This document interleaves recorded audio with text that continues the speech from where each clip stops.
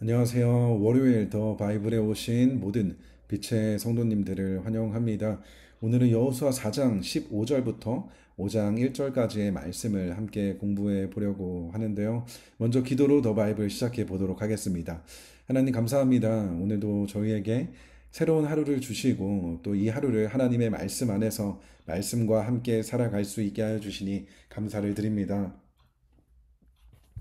오늘 말씀을 통하여서 혹여나 우리의 모습 속에 예수님을 믿기 이전의 삶으로 돌아가려는 우리의 죄된 모습들이 있다면 예수 그리스도를 믿음으로 새롭게 태어난 우리들, 오직 주님 한 분만 왕으로 모시며 살아갈 수 있는 우리 모두가 되게 하여 주옵소서. 특별히 구원받은 우리가 여전히 이 땅 가운데 살아가고 있는 이유가 무엇인지, 우리를 이 땅에 내버려 두신 하나님의 뜻과 계획이 무엇인지를 오늘 말씀을 통해서 깨닫게 하여 주시고, 이 하나님의 뜻과 계획을 이루며 살아갈 수 있는 우리 모두가 되게 하여 주시옵소서. 감사를 드리며 예수님의 이름으로 기도드립니다. 아멘.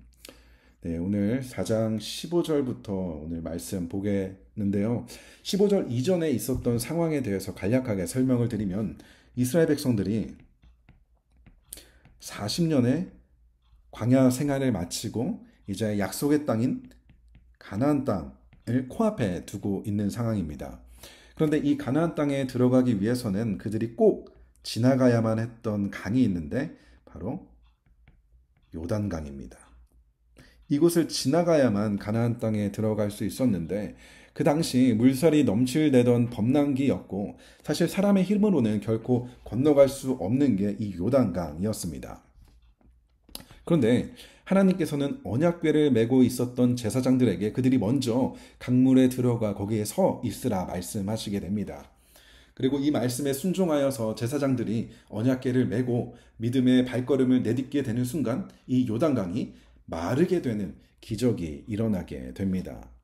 그렇게 모든 이스라엘 백성들이 마른 땅으로 이 요단강을 건너가게 되는데요. 그 이후부터 오늘 본문 15절의 말씀이 시작이 됩니다.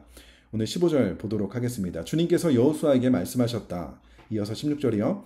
증거궤를 메고 있는 제사장들에게 명령하여 요단강에서 올라오게 하여라. 아멘.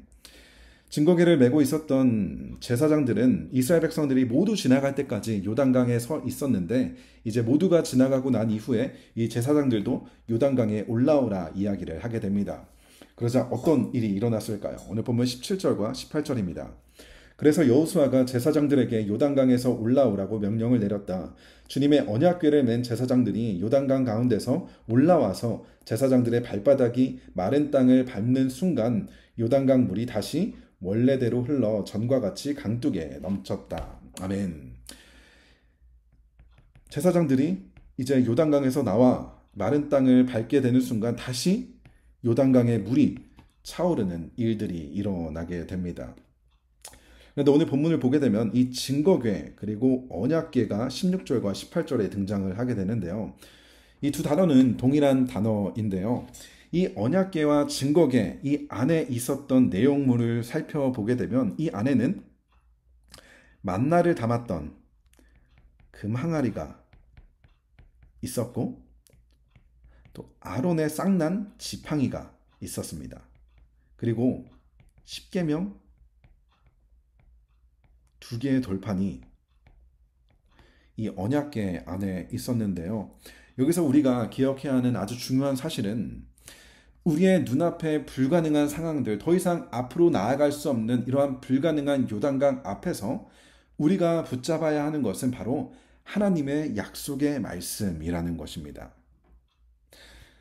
이스라엘 백성들이 이 요단강을 건너갈 수 있었던 이유는 그들의 노력이나 그들의 행위로 된 것이 아니라 전적으로 하나님의 말씀에 순종하여 그 발을 내딛게 되는 순간 이 언약궤 안에 있었던 이 언약의 말씀을 통해서 이 모든 불가능을 가능하게 할 수 있었다라는 것입니다. 그렇기 때문에 우리의 삶에서도 여전히 이러한 불가능의 요단강을 마주할 때가 오게 될 텐데, 그때에 우리가 붙잡아야 하는 것은, 우리가 믿어야 하는 것은 하나님의 약속의 말씀, 언약의 말씀을 붙잡아야 한다라는 것입니다. 하나님께서는 말씀을 통하여서 우리에게 약속하시고 이 약속을 이루시는 분이 우리 하나님이시라는 것이죠. 그렇기 때문에 이 불가능의 요단강 앞에서 우리가 붙잡아야 하는 것은, 우리가 의지해야 하는 것은 하나님의 약속의 말씀이라는 것을 오늘 이스라엘 백성들이 이 요단강을 건너게 되는 모습을 통해서 발견할 수가 있게 되는 것입니다. 그리고 무엇보다 이제 이스라엘 백성들이 요단강을 건너고 난 이후에 다시 요단강에 물이 흐르게 되면서 그들은 더 이상 다시 이 요단강 뒤편으로 넘어갈 수 없게 됩니다. 다시 말해서 예수님을 믿게 된 우리의 삶은 더 이상 과거로 돌아갈 수 없는 죄의 종이 될 수 없는 사람들이라는 것을 기억해야 한다는 것이죠. 그런데 우리의 모습을 보게 되면은 여전히 죄된 과거의 모습으로 돌아가려는 죄의 달콤한 유혹 앞에 흔들리는 우리의 모습들이 발견하게 된다는 거예요. 이스라엘 백성들도 동일한 실수를 했었죠.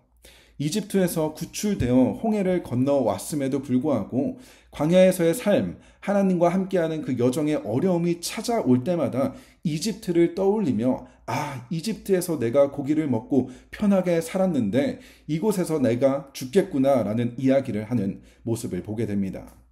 실제로 이집트에서 그들은 종살이를 하며 자유도 없이 마치 죽음과도 같은 이 고통의 시간을 보냈음에도 불구하고 그것이 더 좋았다라는 착각을 하며 오해를 하며 그곳으로 돌아가려는 모습을 발견하게 됩니다. 그런데 이러한 이스라엘 백성들의 어리석음이 우리 안에도 있다는 거예요. 우리 역시도 이러한 실수를 반복한다는 거예요.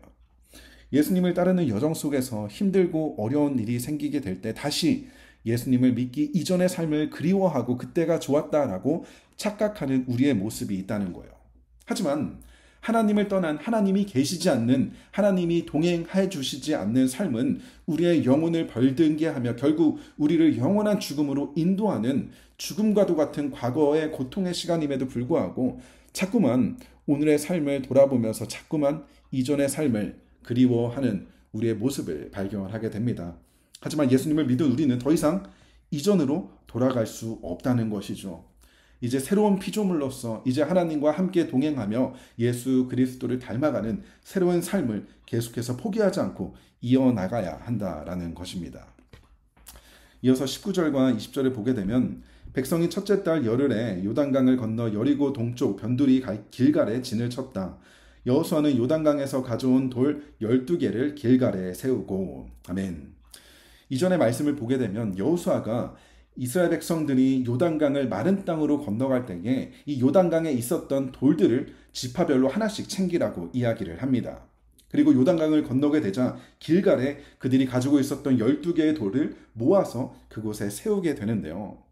여호수아는 왜 이 요단강에 있었던 돌들을 가지고 와서 이곳에 세우게 되었던 걸까요? 그 이유가 21절부터 5장 1절까지 나오게 되는데 좀 길지만 제가 읽도록 하겠습니다. 이스라엘 자손에게 이렇게 말하였다. 당신들 자손이 훗날 그 아버지들에게 이 돌들의 뜻이 무엇인가 묻거든 당신들은 자손들에게 이렇게 알려주십시오. 이스라엘 백성이 이 요단강을 마른 땅으로 건너갔다.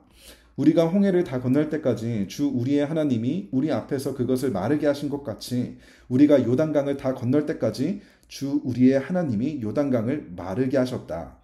그렇게 하신 것은 땅의 모든 백성이 주님의 능력이 얼마나 강하신가를 알도록 하고 우리가 영원토록 주 우리의 하나님을 경외하도록 하려는 것이다. 요단강 서쪽에 있는 아모리 사람의 모든 왕과 해변에 있는 가나안 사람의 모든 왕이 주님께서 이스라엘 자손에게 그들이 요단강을 다 건널 때까지 그 강물을 말리셨다는 소식을 듣고 간담이 선을 했고 이스라엘 자손 앞에서 아주 용기를 잃고 말았다. 아멘. 여호수아가 이 돌들을 가져다가 길갈에 세웠던 이유는 자신들의 자손들에게 하나님이 자신들에게 어떠한 일들을 해주셨는지 요단강을 마른 땅으로 건너게 하신 하나님의 그 크고 놀라우심을 알려주기 위해서 이것을 하게 했다라는 것이죠. 주 우리 하나님이 요단강을 마르게 하셨다라는 사실을 자신들의 자손들에게 알려주기 위해서 이 돌을 세우게 됩니다. 그래서 하나님의 능력이 얼마나 강한가를 알고 우리가 영원토록 다른 이방신들이 아니라 하나님을 경외할 수 있도록 이 돌들을 세웠던 것이죠. 그렇게 먼저는 자기 자신들 그리고 자기의 자손들에게 하나님께서 어떠한 일들을 하셨는지, 하나님께서 어떠한 분이신지를 알려주기 위해서 이 돌들을 세웠고, 더 나아가 이방 나라 사람들에게 하나님이 하나님이 어떠한 분이신지를 보여주기 위해서 이 돌들을 세우게 되었다라는 것입니다. 그렇게 이 돌들은 단순히 돌이 아니라 하나님께서 누구이신지, 하나님께서 어떠한 분이신지를 알려주는 증거와도 같은 물건들이었다는 거예요. 그래서 그 당시 만약 이방 사람들이 당신들의 하나님이 누구이십니까? 라고 한다면 그들은 아마도 이 돌들을 가리키며 요단강에서 건너왔던 그 일들을 이야기하며 하나님이 누구이신지를 설명해 주었을 것입니다. 그렇다면 우리는 어떻게 대답을 할 수 있을까요? 만약 우리 주변에 사람들이 하나님께서 누구이신지, 정말 하나님이 살아계시는지 나의 주변에서 물어보게 된다면, 심지어 나의 자녀가 하나님이 어디에 계시냐, 하나님이 정말 계시는 게 맞냐 라고 묻게 된다면 우리는 무엇을 보여주어야 할까요? 우리에게도 이러한 돌들이 있을까요? 이 돌들, 하나님이 누구이신지, 정말 하나님께서 살아계신 분이 맞는지 우리가 보여줄 수 있는 돌은 바로 우리의 삶이라는 것입니다. 우리는 우리의 변화된 삶을 통해서 하나님의 살아계심, 하나님이 어떠한 분이신지를 보여줄 수 있게 된다는 거예요. 우리의 말과 행동, 우리의 생각과 우리의 모든 선택들이 이 요단강 돌들이라는 거예요. 이것을 통해서 세상은 하나님을 볼 수 있게 된다는 것이죠. 우리의 변화된 삶은 단순히 나의 신앙의 유익만을 위한 것이 아니라 다른 사람들로 하여금 보이지 않는 하나님을 볼 수 있도록 하나님께서 어떠한 분이신지를 알게 하는 이러한 도구로 우리의 변화된 삶이 사용될 수 있게 된다는 거예요. 우리가 예수님을 믿어 구원을 받았지만 구원받은 우리들이 여전히 이 땅 가운데 살아가게 되는 것은 우리로 하여금 하나님의 자녀로서 우리의 변화된 삶을 통해서 사람들이 우리를 통해 하나님을 볼 수 있게 하기 위해서, 그래서 우리의 변화된 삶을 통해서 그들 역시도 하나님에게로 돌아오게 하기 위해서 우리를 이 땅에 남겨두셨다라는 것이죠. 그것이 우리가 이 땅을 살아가는 이유와 하나님의 뜻과 계획이라는 것을 기억해야 한다는 것입니다. 우리의 삶에는 이러한 하나님의 증거가 있을까요? 우리의 말과 행동, 우리의 생각과 우리의 선택들도 이러한 하나님을 증거할 수 있는 증거로 가득하나요? 바라기는 우리의 매일의 삶, 말씀을 통해서, 기도를 통해서, 교제를 통해서 변화된 우리의 삶을 통해서 우리의 이 요단강의 돌들을 하나 둘 쌓아갈 수 있는, 그로 인하여서 많은 이들이 하나님의 아름다우심을 발견할 수 있는, 우리로 하여금 많은 이들이 하나님에게로 돌아올 수 있는 이 축복의 통로로 쓰임받을 수 있는 우리 모두가 될 수 있었으면 좋겠습니다. 자, 기도로 더 바이블 마치도록 하겠습니다. 하나님 감사합니다. 오늘 말씀을 통하여서 우리의 삶이 예수 그리스도를 믿는 우리의 변화된 삶이 바로 세상 가운데 하나님이 누구이신지를 보여주는 요단강의 돌들이라는 것을 알려주시니 감사를 드립니다. 우리의 변화된 삶을 통해서 우리의 자녀들이, 우리의 변화된 삶을 통해서 라이프팀 팀원들이 날마다 예수님을 닮아가는 우리의 삶을 통해서 세상이 하나님의 살아계심과 하나님의 아름다우심을 마음껏 발견할 수 있는 우리 모두의 삶이 되게 하여 주시옵소서. 감사를 드리며 예수님의 이름으로 기도드립니다. 아멘.